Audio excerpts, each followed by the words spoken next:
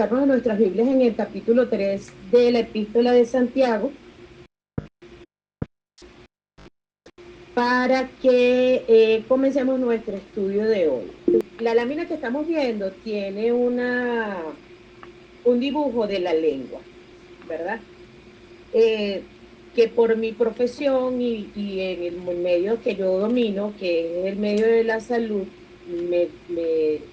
se me ocurrió colocarlo para que veamos lo que nosotros tenemos dentro de la boca.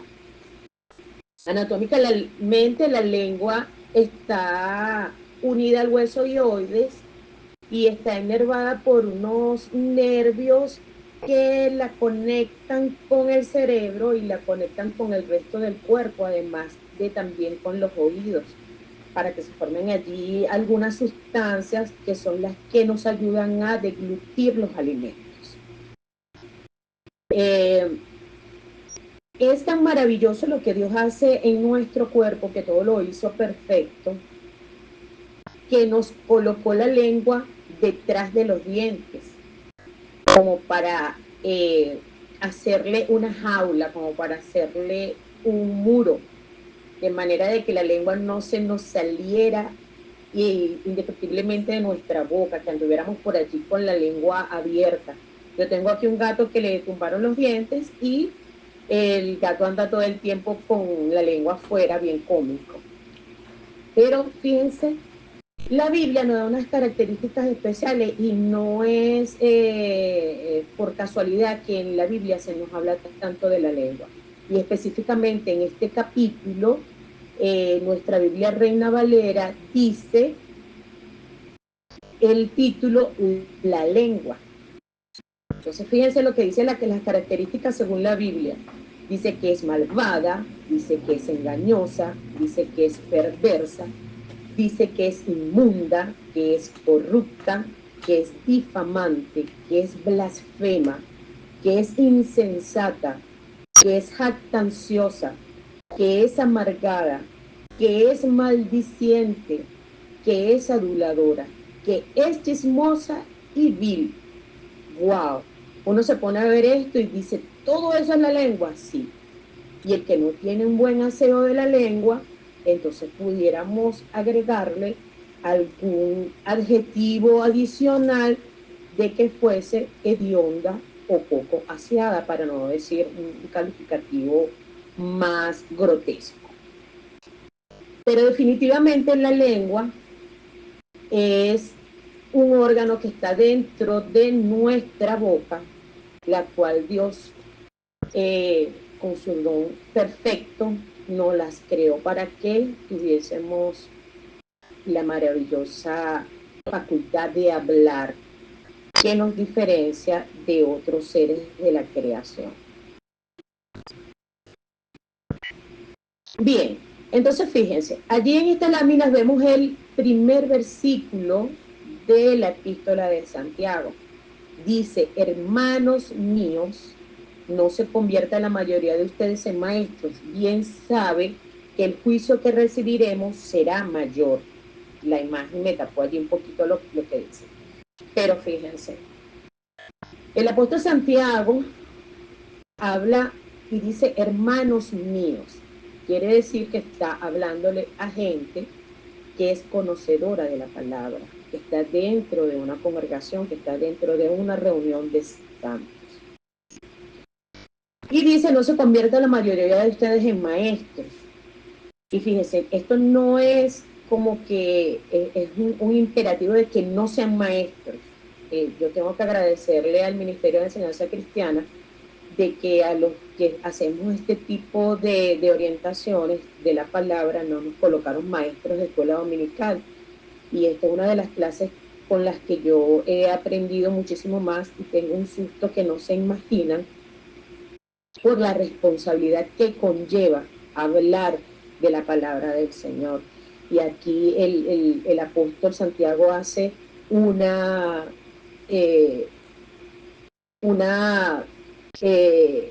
un juicio, una advertencia, más bien una advertencia de quienes hacen la labor de maestros, dado que en la antigüedad, sobre todo en el ámbito judío, los maestros eran considerados lo máximo, tanto que en algunas investigaciones que hice hablan de que eran tan importantes los maestros que los discípulos o los alumnos, para entenderlo de otra manera, si estaba en peligro el padre y el maestro, ellos tenían la obligación de salvar al maestro antes que al padre. Entonces eso nos dice que el maestro, sobre todo el maestro de la palabra, tenía un lugar favorito, un lugar de preeminencia dentro de las congregaciones o sinagogas. Hay algo aquí que me conseguí en el comentario de MacArthur, que me parece que en todo esto, la lengua que hablábamos al principio, hay un asunto en el cuidado de la lengua que es llamativo de observar, que la Biblia nos hable en tantos sitios, en todos los libros, desde el principio. Fíjense que en el libro de Isaías el profeta dice, yo que soy inmundo de labios, imagínense, él decía que siendo su boca inmunda, él iba a hablar lo que Dios le decía. Ya el profeta tenía allí algo claro de lo que significaba el peligro de la lengua. Entonces la palabra destina a hablarnos y enseñarnos sobre el poder destructivo de la lengua, y así todo pareciera que nosotros los cristianos hay una idea de creer que pecado es lo que se hace, no lo que se dice. Y si todo eso que sale de nuestra boca fuera bueno, Dios no habría escrito tanto sobre el tema, pero lamentablemente no es así. No siempre salen flores de nuestra boca. Y lo que le refería de MacArthur dice que la lengua es usted de una manera excepcional. Es una chismosa que dice lo que hay en el corazón y muestra a la persona verdadera. No solo eso, sino que el mal uso de la lengua es tal vez la manera más fácil de pecar. Hay algunos pecados que tal vez una persona no cometa sencillamente porque no tiene la oportunidad, pero no hay límite alguno a lo que uno puede decir. No hay restricciones o límites inmanentes. En las escrituras a la lengua se le describe como malvada, engañosa, todas esas características que le dije al principio. Y esta lista no es exhaustiva. No es de extrañar que Dios le haya colocado en una jaula. Y en este primer versículo, Santiago nos habla de que la enseñanza era una profesión de gran valor y respeto en la cultura judía. Muchos judíos que abrazaron el cristianismo quisieron ser maestros. Y Santiago advirtió que aunque es bueno aspirar a enseñar, la responsabilidad es muy grande. Escuchen, la responsabilidad de enseñar es muy grande, porque sus palabras y ejemplo afectan la vida espiritual de los demás. Cada cosa que nosotros hablamos, cada cosa que nosotros decimos, cada cosa que nosotros enseñamos tiene un valor eterno, porque hacemos una siembra en el alma de cada uno de los que nos escuchan. Y por eso digo que esta es una de las clases que a mí particularmente me mueven, porque a veces hablamos cosas que no tenemos la más mínima idea de lo que puede hacer esa palabra en el corazón de otros. Entonces fíjense en la imagen.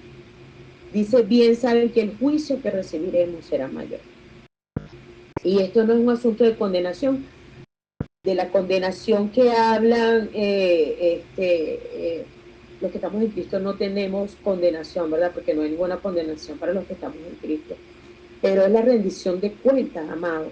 La rendición de cuentas que vamos a tener ante el Señor y lo que nos van a señalar los demás. Guardar nuestro testimonio. Guardar nuestro testimonio y guardarlo en el sentido de ser señalados por lo que hablamos del Señor.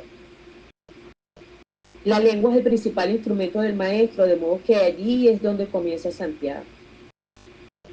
Muchos quieren ser maestros y líderes de la comunidad cristiana. Y tal vez se argumenta Santiago que es un peligroso impulso para llevar a conflictos dentro de la congregación. Una razón es que aun cuando el deseo de llegar a ser maestro sea motivado por la mejor de las razones, el maestro recibirá juicio más riguroso. Fíjense que Santiago se incluye a sí mismo entre los maestros y nos recuerda de Jesús, el cual condenó a los maestros judíos.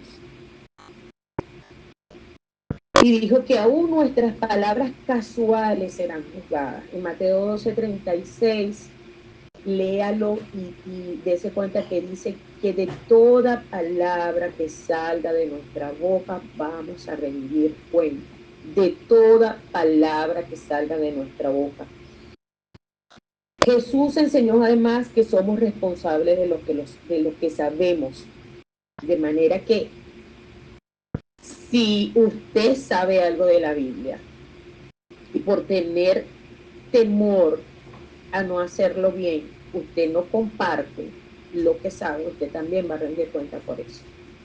Por lo que usted sabe y no comparte, también va a rendir cuenta.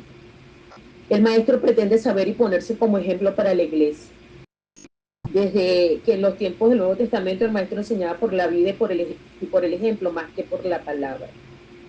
¿Qué responsabilidad tendrá este tipo de personas en el día de juicio? ¿Qué responsabilidad tendré yo delante de Dios el día del juicio? Por cada uno de los domingos en los que me ha sido conferida la responsabilidad de compartir y orientarlos a ustedes en la enseñanza de la palabra. ¿Qué responsabilidad tendremos cada uno de los que formamos el grupo de orientadores y que de alguna manera estamos delante de la congregación para enseñar la palabra? Es una cuestión de que debe llamarnos a nosotros a reflexión.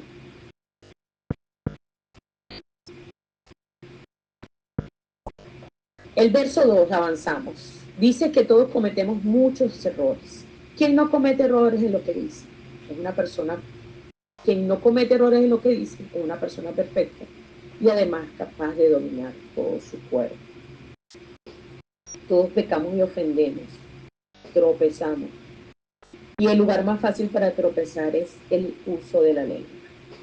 Qué fácil es permitir que se nos escape una palabra crítica. Si alguien tiene realmente controlada su lengua de modo que no caiga en pecado en ese aspecto, de hecho tiene tanto dominio propio como para ser perfecto. Dado que la lengua es la última parte del cuerpo que se pone bajo control. Fíjense esa imagen que les estoy compartiendo. Cometemos errores, errores, errores.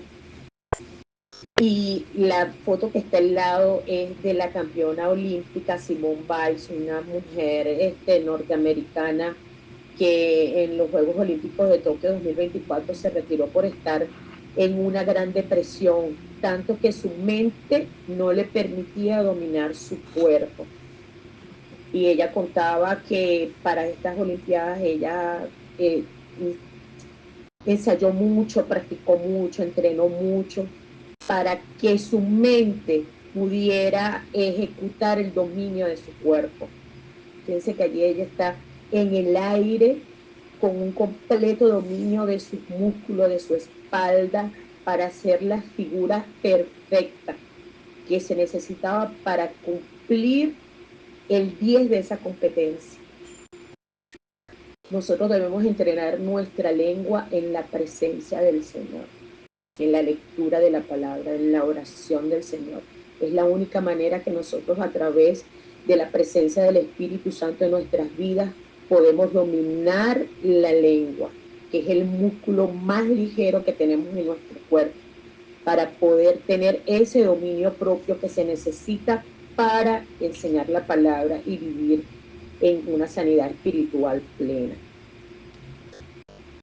El verso 3 dice: a los caballos les ponemos un freno en la boca para que nos obedezcan y así podemos controlar todo su cuerpo.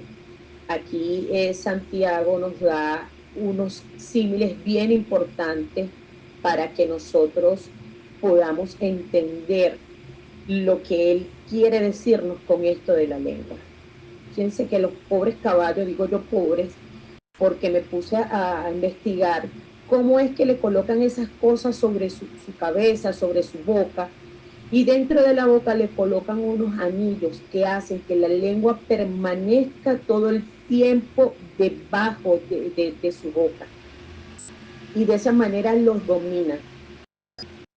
No es entonces casualidad que el símil que hace en el versículo 3 sea el del caballo, que solamente con presionarle la lengua un animal tan grande puede ser dominado. Y el versículo 4 también nos hace una comparación con un asunto naviero, y es importante señalar antes de que lo leamos que esa figura de timón que vemos en esa imagen no es la misma figura que era en la antigüedad. Les cuento que la figura del timón en la antigüedad era de forma de lengua, y por eso dice Santiago en el verso 4, y fíjese, en los barcos, aunque son muy grandes e impulsados por fuertes vientos, son dirigidos por un timón muy pequeño y el piloto los lleva por donde quiere. El Titanic tenía un timón que era, yo creo que 0,5% del tamaño de lo que era el Titanic. Y finalmente, por una palabra que alguien dijo, fíjense, por alguna cosa que alguien decretó, que alguien trató de comparar el poder del Señor, ese barco tan grande no pudo ser dominado por esos pequeños, porque el poder de Dios siempre es el que prevalece dentro de cualquier circunstancia. Continuamos. Verso 5. Así es la lengua, en comparación con lo que habíamos hablado antes. Aunque es un miembro muy pequeño, se jacta de grandes cosas. Vean qué bosque tan grande puede incendiarse con un fuego tan pequeño. El 6 dice, y la lengua es fuego. Fíjense que allí lo está afirmando, es una afirmación que hace Santiago. La lengua es fuego, es un mundo de maldad. La lengua ocupa un lugar entre nuestros miembros, pero es capaz de contaminar todo el cuerpo. Si el infierno la prende, puede inflamar nuestra existencia entera. Fíjense, la lengua es fuego, es un mundo de maldad. ¿La maldad de dónde proviene, amados? La maldad de nuestra lengua proviene de nuestra naturaleza caída, de lo que pasó allá en Génesis. A Adán se le pregunta, ¿dónde estabas? ¿Qué estaban haciendo? Y enseguida él se escudó y le echó la culpa a Dios de primero. La mujer que me diste, la mujer que me diste. ¿De dónde salió eso? Si ustedes se ponen a analizar, Adán, si no hubiese comido el fruto, le hubiese contestado a Dios de esa manera. De manera que la contaminación de nuestra lengua viene de la maldad. En las imágenes que les presento, fíjense que lo que sale de nuestra boca es fuego que puede hacer un incendio y puede ocasionar conflictos, puede ocasionar tristeza y puede también ocasionar la muerte. Dentro de una de las funciones que tiene la lengua, compuesta de muchos sensores que forman las papilas gustativas, cada una de esas papilas tienen la función de diferenciar el salado, el dulce, el amargo, cada una de los sabores que nosotros podemos degustar. Y ella hace que nosotros podamos determinar por el sabor cuando una cosa nos gusta o cuando no nos gusta, cuando es amarga o cuando no es amarga. Y eso también es una situación de defensa que nos ha dado el Señor para proteger nuestro cuerpo. Así que la lengua ocupa ese lugar en nuestros miembros que es capaz de contaminar todo el cuerpo, amados. Así que sigue haciéndonos el llamado Santiago para cuidar nuestra lengua, para asear nuestra lengua a través del Espíritu Santo de Dios. El verso 7 dice, la gente puede domesticar, y en efecto, ha domesticado toda clase de bestias, de aves, serpientes y animales marinos. Aquí están haciendo una comparación, Santiago está haciendo una comparación para que veamos una relación entre tamaño y control, porque vemos que el poder controlador de la lengua hace incluso que nuestro cuerpo pueda ser contaminado, pero entonces aquí el Santiago nos está mostrando grandes cosas que el hombre ha podido dominar. El hombre ha dominado incluso los avestruces, que tienen ahora carreras de avestruces. Eh, Hay gente que le da a las gallinas, mi abuela le hablaba a las gallinas, los periquitos hablan, las guacamayas ahora en Caracas, cualquiera le pone una lechosa, le pone cualquier fruta en los balcones y las guacamayas van para allá y se vuelven amigas de las guacamayas. El hombre ha podido dominar los leones, ¿verdad? Podemos también ver que incluso hay un avistamiento de ballenas en algunas partes de los océanos, que se hacen cruceros especiales para que vean los avistamientos de ballenas, y las ballenas se comunican con los hombres, incluso también las serpientes. Pero todo eso que el hombre ha logrado, dice en el versículo 8, pero nadie puede domesticar a la lengua. Este es un mal indómito, como un caballo salvaje. Usted sabe, ha visto en las películas, sobre todo en las películas viejas, que cuando un caballo es salvaje no hay nada que lo pueda detener. Por más que le pongan freno, por más que la silla sea más pesada, por más que le den cualquier tipo de entrenamiento, el animal salvaje siempre va a ser salvaje. Dice en la segunda parte del versículo, este es un mal indómito que rebosa de veneno mortal. Esa es la lengua, que la tenemos usted y yo dentro de nuestra boca. Avanzamos en el verso 9, que dice, con la lengua bendecimos al Dios y Padre, y con ella maldecimos a los seres humanos, que han sido creadas a imagen de Dios. De la misma boca salen bendiciones y maldiciones. Hermanos míos, esto no puede seguir. ¿Acaso de una misma fuente puede brotar agua dulce y agua amarga? El verso 12 dice, no es posible, hermanos míos, que la higuera de aceitunas o que la vid de higos, ni tampoco puede ninguna fuente dar agua salada y agua dulce. Aquí Santiago nos está hablando de la cantidad de cosas que nosotros podemos hacer con la lengua, porque es un animal indómito, es un dispositivo que está contaminado por la naturaleza caída. Y cuando nosotros venimos al Señor, tenemos que dejar que el Espíritu Santo haga lo que tiene que hacer dentro de nuestro cuerpo, que haga lo que nosotros debemos hacer según la voluntad del Padre. Nadie tiene tanto dominio propio como para ser perfecto, dado que la lengua es la última parte del cuerpo que se pone bajo control.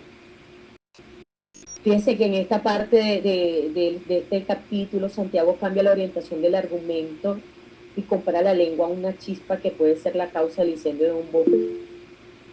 El autor no está hablando de la lengua como la fuente del lenguaje, que es un don de Dios. Es un don de Dios la fuente del lenguaje. Más bien está pensando en la lengua como algo corrompido por la caída. Lamentablemente, así como es poderosa, es difícil de domar. Y nosotros, en esa inquietud que tiene nuestra lengua, tenemos que tener claro esto, que la falta de quietud es una característica del mundo demoníaco y del mal, mientras que la paz es una característica de Dios y su buen reino. La lengua siempre está deseando decir algo, y sobre todo si la lengua la tiene Yelixa Cordero, que ustedes saben que soy así, por eso les digo que esta clase me ha confrontado mucho. Los asesinatos realizados por parte de los tiranos comienzan cuando dan las órdenes. Experimentamos algo similar en el nivel personal cuando hablamos lo que es malo y nos damos cuenta de que nos trae más muerte que vida, y entonces recapacitamos y decimos perdón, Eso no fue lo que quise decir. Santiago agrega muchos más ejemplos que son los que están viendo.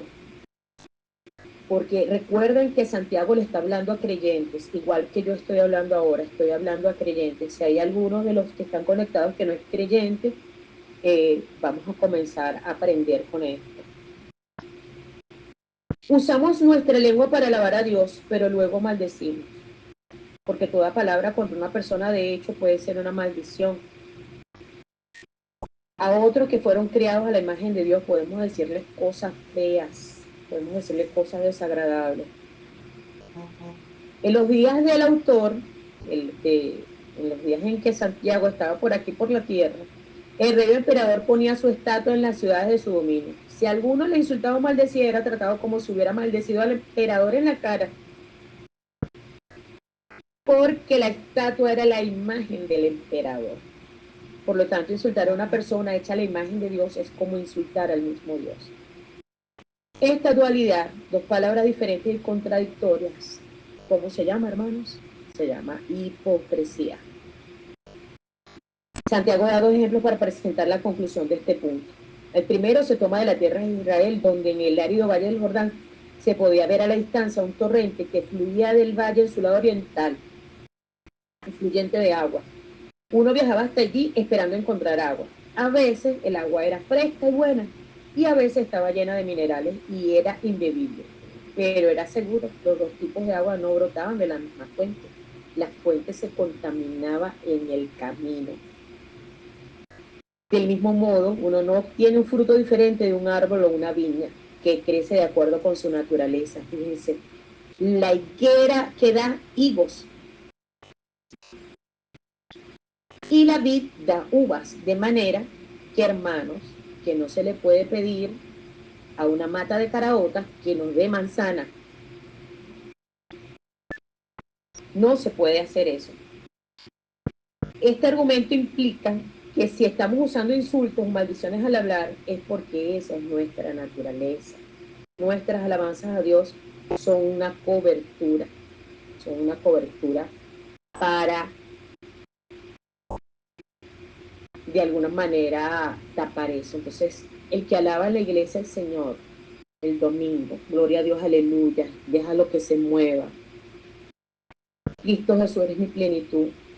Y cuando llega a la casa comienza a decirle cosas a la familia, comienza a quejarse en el metro, X, cosas que no vamos a perder tiempo ahorita a través de esta conexión de lo que podemos decir, porque nuestra naturaleza pecaminosa que sale de nuestro corazón. Recuérdense también que la Biblia habla de cuando nosotros hablamos en realidad se demuestra lo que hay en nuestro corazón. Cuando nosotros hablamos lo que hay dentro nuestro. Nosotros somos lo que decimos. Nosotros somos lo que decimos. Así que, hermanos, tengamos mucho cuidado con lo que sale de nuestra boca y también con lo que entra por cuestiones de salud física. Avanzamos. En esta parte, fíjense qué dice. La sabiduría de lo alto. Verso 13. Nuestra Biblia Reina Valera hace una parte específicamente para hablarnos de esto, para hablarnos de esto de la sabiduría, que es un tema del cual la hermana Judith nos habló hace algunos días en una clase, y hablaba de la sabiduría de lo alto. El verso 13 dice, ¿quién de ustedes es sabio y entendido? Demuéstrelo con su buena conducta. Hermano, demostrar con su buena conducta. Y por medio de actos realizados con la humildad propia de la sabiduría. Fíjense que hablamos que la lengua es jactanciosa. Y a veces, porque hemos estudiado, porque hemos ido a institutos, porque tenemos de 35 años que tengo en la iglesia, he leído la Biblia de adelante para atrás, de atrás para adelante, la leo acostada, la leo arrodillada, la leo en inglés, la leo en hebreo, la hablo en griego, pero no trato a mi prójimo con amor. Lo que hago es insultar cuando hablo. Y o sea, si tú no tienes el mismo grado académico que yo, no me hables. Yo me junto con gente que es solamente de mi misma capacidad intelectual. Entonces, allí ni somos sabios ni somos entendidos. Ni somos sabios ni somos entendidos. Porque es nuestros actos los que nos van a ayudar a demostrar si tenemos de verdad la sabiduría de que nos habla el Señor. Actos realizados con humildad propia de la sabiduría del cielo, de la sabiduría que trae paz, que nos hace ser pacíficos.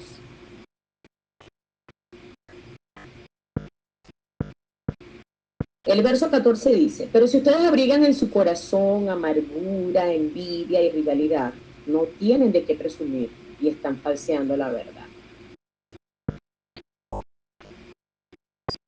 Fíjense, las imágenes que les compartí, el corazón, con algo que nosotros hablamos siempre de manera jocosa, el corazón lo tenemos lleno de yuca.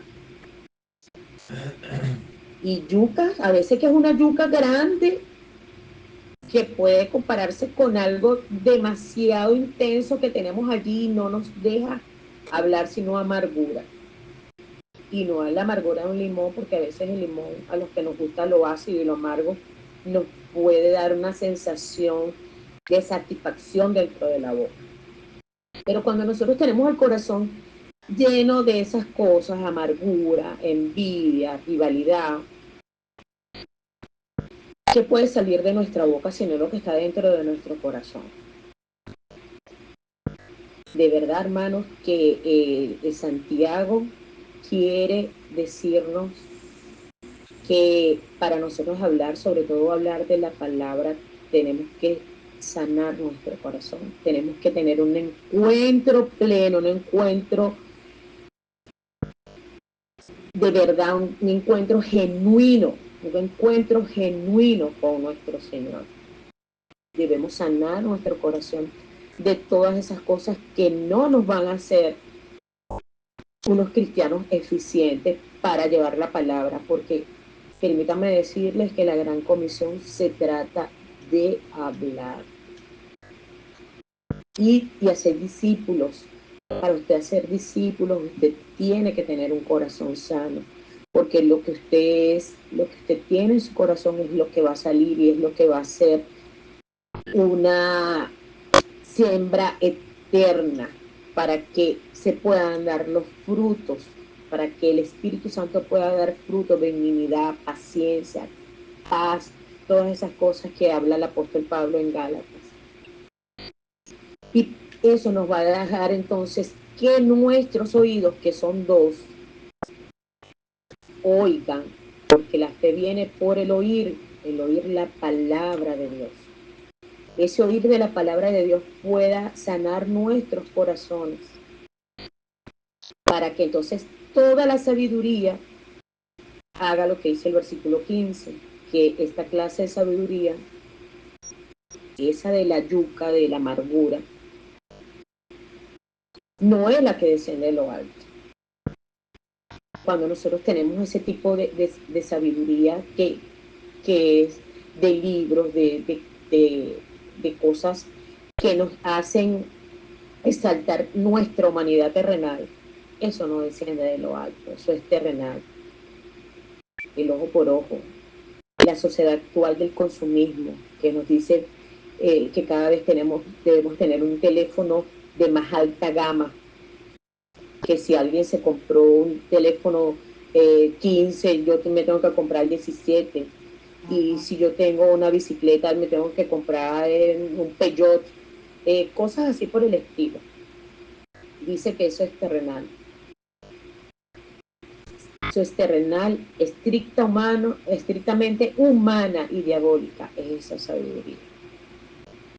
Todas esas eh, cosas que nos hacen a nosotros alejarnos del Señor y tener dentro de nosotros sentimientos que son adversos a la palabra, son definitivamente cuestiones diabólicas. Y el que tiene el Espíritu Santo no puede tener nada diabólico dentro de sí.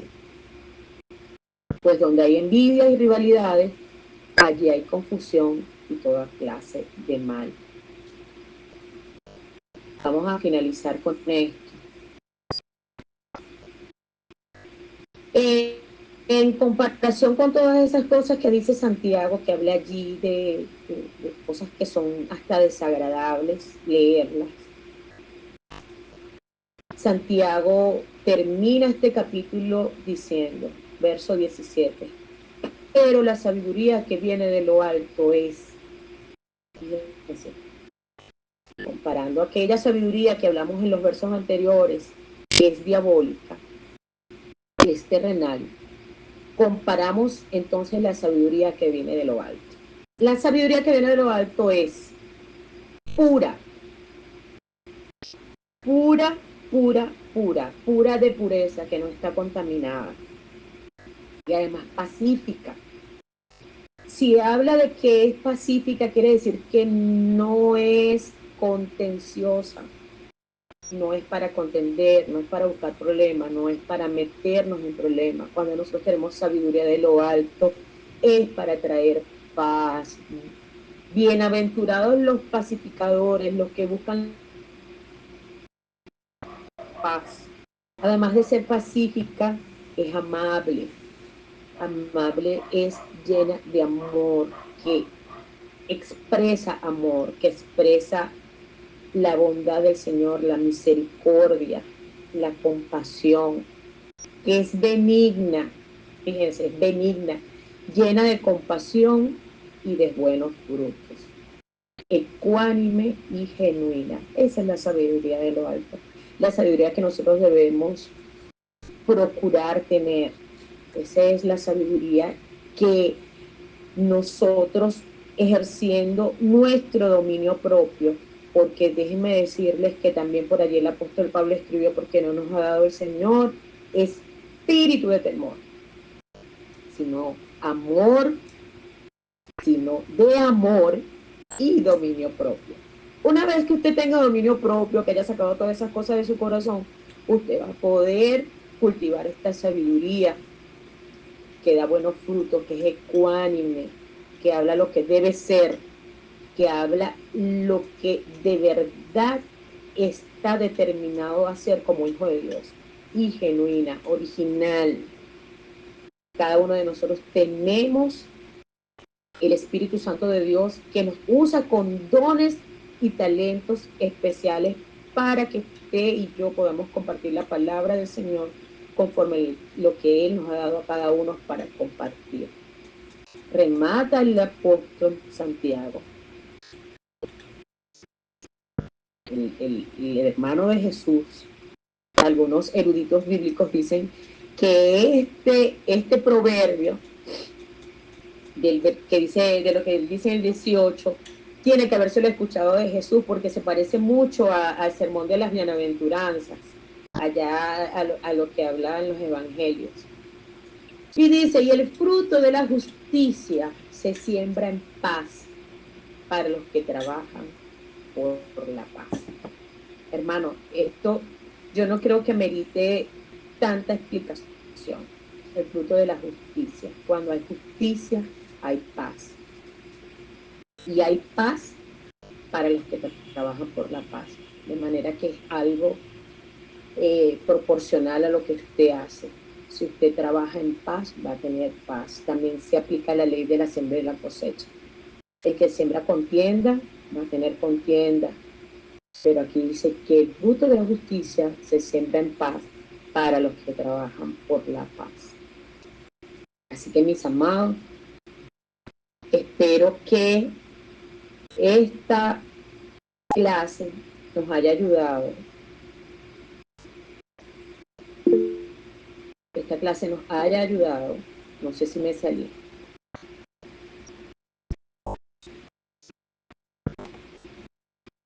No me salí. Espero que esta clase nos haya ayudado, amados, a aprender lo que nosotros debemos hacer como cristianos, lo que nosotros debemos hacer como miembros de este país, que